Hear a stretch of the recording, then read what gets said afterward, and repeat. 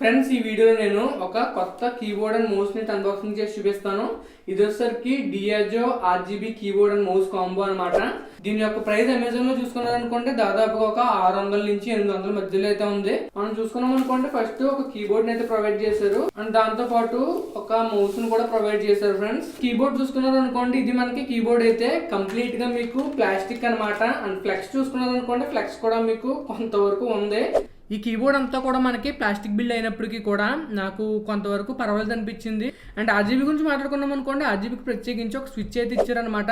ఆ స్విచ్ నొక్కామనుకోండి మనకు ఆర్జీబీ కేవలం ఆన్ అండ్ ఆఫ్ అవుతుంది, అంతేగాని మనకి ఎటువంటి సెట్టింగ్స్ కానీ ఎఫెక్ట్స్ కానీ ఏమీ లేవు.